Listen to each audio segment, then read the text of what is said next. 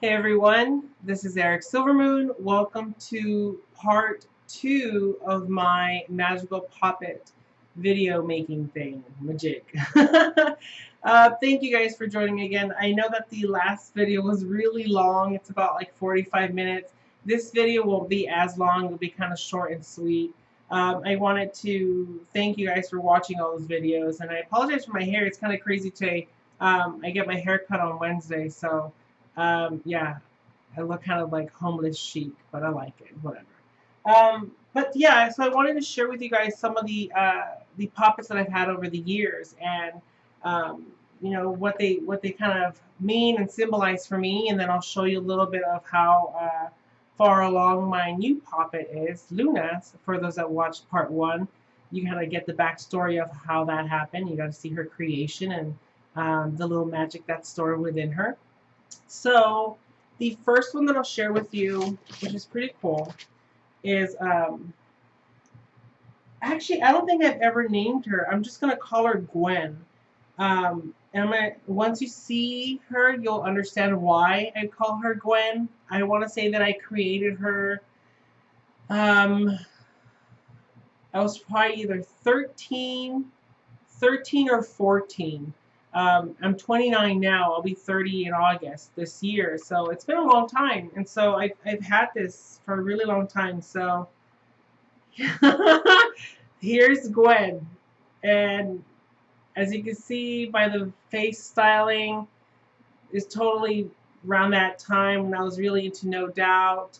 Um, and it's just interesting. I mean, I was into No Doubt before she decided to go through her Harajuku phase, and so I created her because I liked Gwen Stefani, and I love that. I love the music at the time and everything.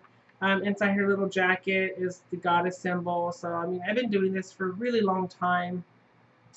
And she was my first goddess kind of aspect in my altar space because I still lived, of course, with my parents, and it was a interesting time.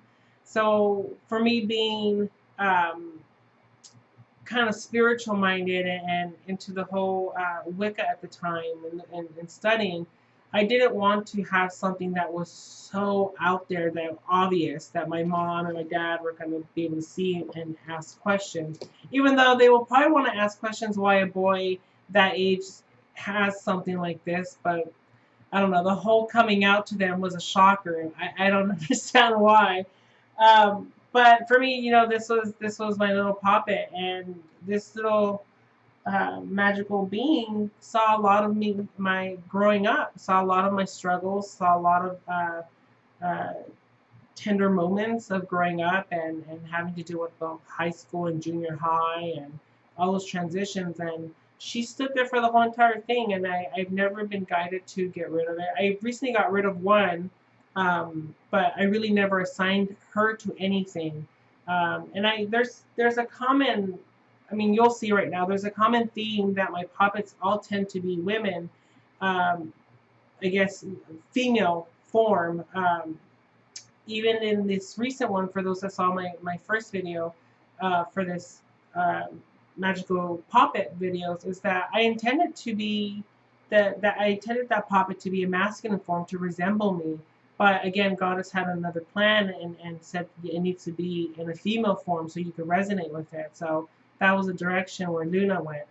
But with Gwen here, I'm going to put her down. So this is what she looks like. This is the back. Little fire outfit. Cute. Cute, cute, cute, cute. For me, it was important to have that that focus, something to focus, and I'm a very visual person. So having the hair there in the center, having my little crystals, and back then I was really into the Native American culture because of my older sister. So I had my medicine bag, and I had my photos that we got from like different powwows we used to go to at the time, and so it really meant a lot to me having that space. And as I got older, I didn't feel like I needed anything, and I had a big falling out with my spirituality, which caused me to go in a spiral of crazy depression, and it was not pretty. it wasn't a pretty moment for Silver Moon there. So, you know, coming out of that whole mess and starting my spiritual practice, I created a second puppet. And this will be the second puppet I've made, and I made her in the form of a crone to honor where I was at in the transition of me going from the very, you know, juvenile, very young boy aspect, um, you know, and then moving into more of the father phase where I feel like I am between father and sage aspect. And so this one again doesn't have a name. It's just my crone doll. She comes out. She's actually going to be in my Lammas altar. She always comes out during harvest time. Um, she just has like a hood. I kind of made her. She's really cute. She has like a young face, but she has a crone body. I made her to honor my ancestors, Samhain, the whole harvest time. She kind of just hangs out on my altars, in my ancestor altar, in my harvest altars. This does represent that time for me to really, really honor the year, I guess, if you want to just narrow it down to the year, to honor the year and then to kind of reflect on the past and have a little life review. And so she only comes out around that time, around this time actually, so it's actually a good time for me to be talking about Poppets. And yeah, I mean, I've probably had this one here for maybe 3 or 4 years. I want to say maybe 3 years. For some of you might have seen her in my past videos, or not past videos, past posts on Facebook in my old account. Um, I really like her. She's super Salem-y. Seems like something you will find like hidden away in the brick of an abandoned house. So I don't know. I like her. And over the years, when I want to bring her back, like for this time, every time I bring her out, I add something to her. Last year, I added this felt skirt. Before it was just this fabric that went all the way down. So I trimmed it and made almost like a little cape back here and added this here. For Lammas, I'm not sure what I want to add to her. She hasn't really spoken to me what she wants to look like. So that's this one here. And so I'm so excited to share with you Luna. I did add something different that I didn't add in the last video. I added a magical sigil to her stomach. And I also added a little belly button. And so I'm going to show you what she looks like right now. So this is the side of her. This is the back of her hair. This is the other side of her. This feather comes off. I just put it in there because I thought it was cute. And this is her right now in the forward. She has no clothes. There's a sigil with the sacred symbols that resonate with me. I discussed kind of, you know, she's giving you Poppet Lady realness right now. You know, I kind of discussed to you how, you know, usually the items that I'm called to use for their clothes, for the stuff, I kind of feel guided and they'll let me know. And so this is what Luna looks like right now. And I'm looking forward to see how she's going to progress, what different stitches I add, maybe some written words on her arms or whatever I feel guided to. And what kind of clothes she'll end up looking like. I mean, like I said, this one just kind of comes out and just kind of different looks.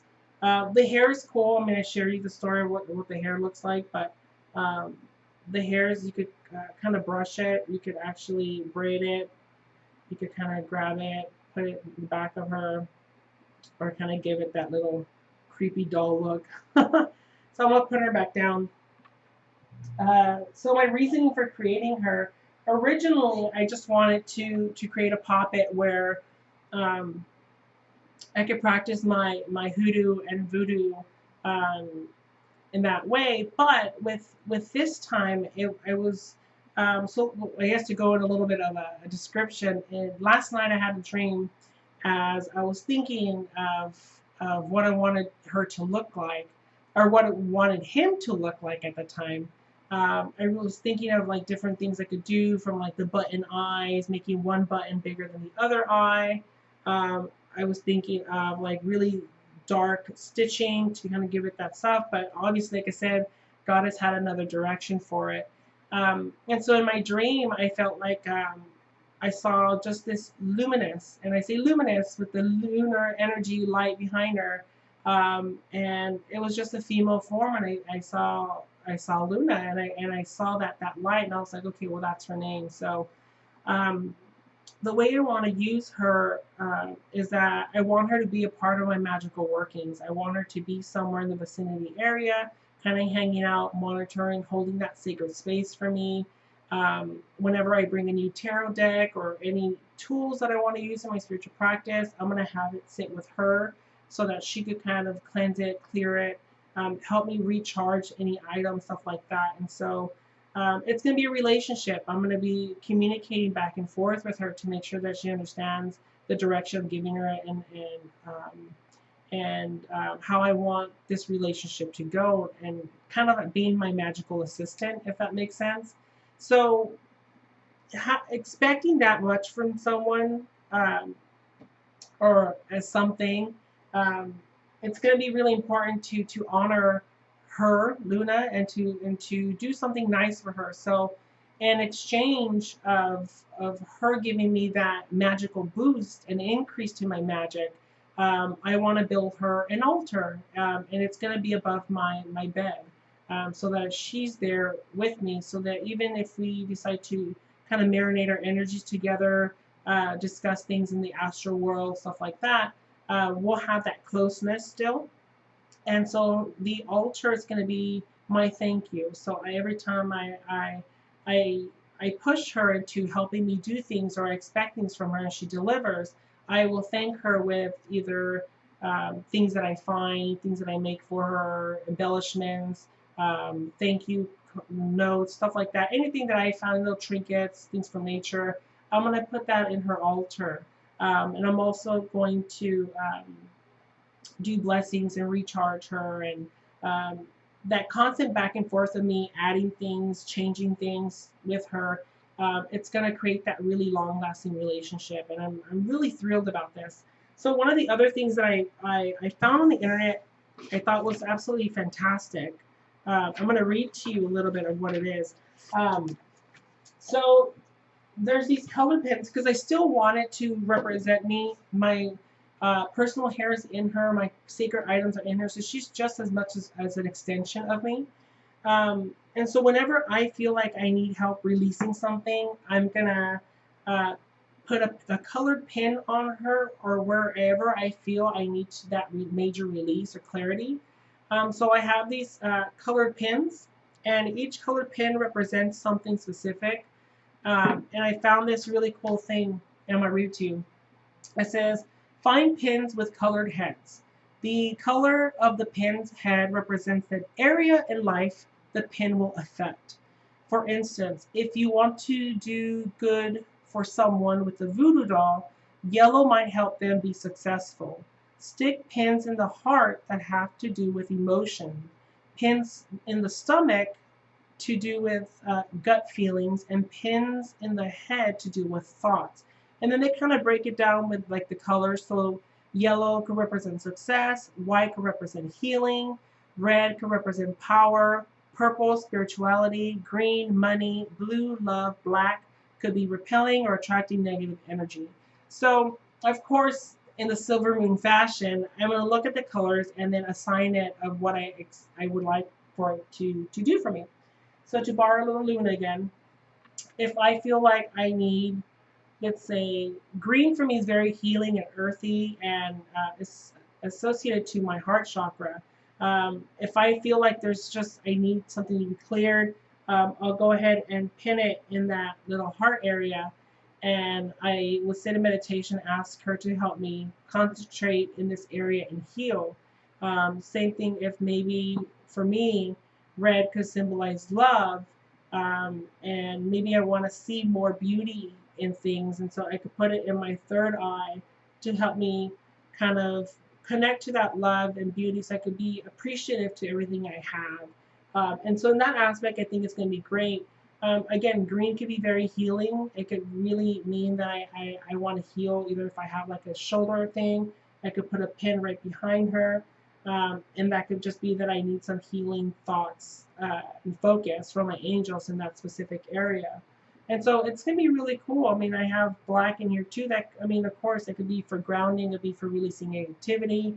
If I want it to be my entire being, I feel okay by pressing right here in the center of my sigil, and allowing that to kind of just focus and releasing the energy from my being.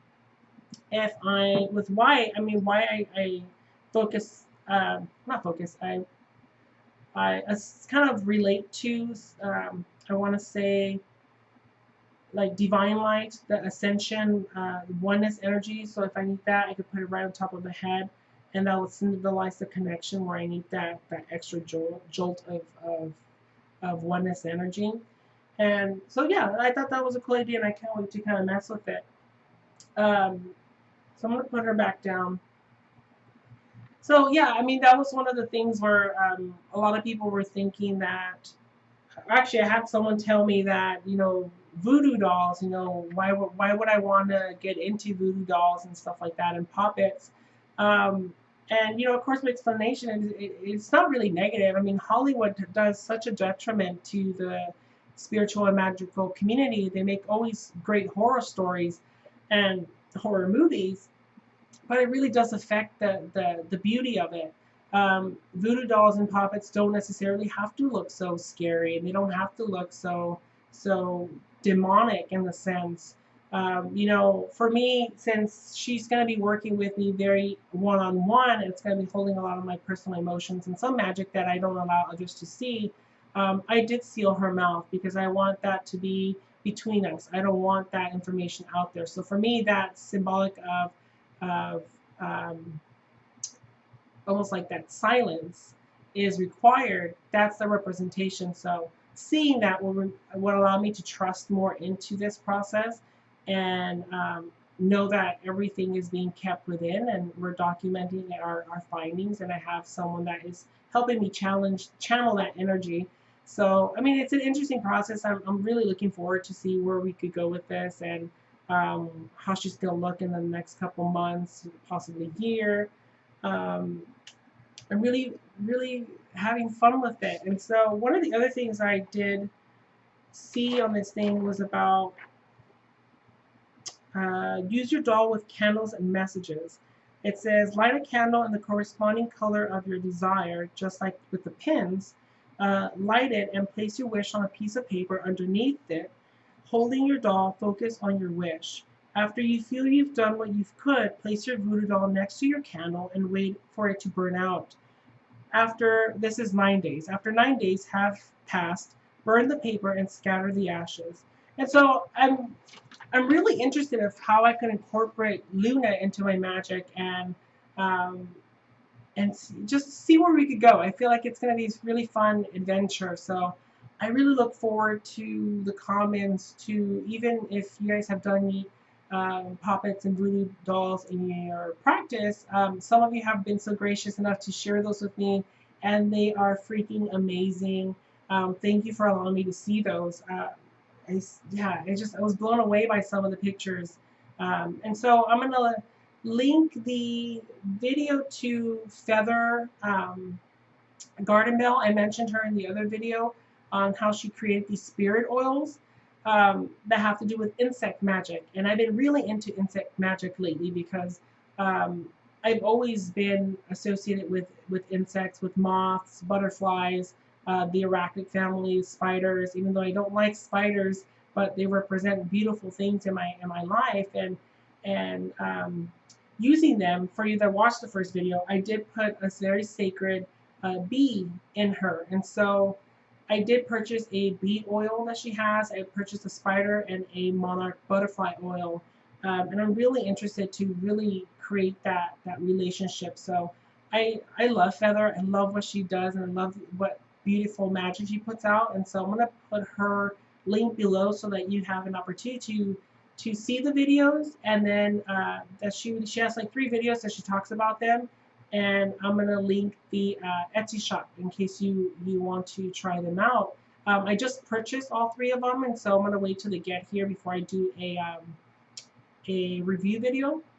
I reached out to her, so hopefully we could do like an interview kind of thing, so that'll be really exciting. So that's pretty much it. I'm glad that you guys have really resonated with my videos, especially with this series. I know it was kind of like a long awaited. I saw a lot of Facebook comments. So I appreciate you guys so much. Thank you so much. Blessed be.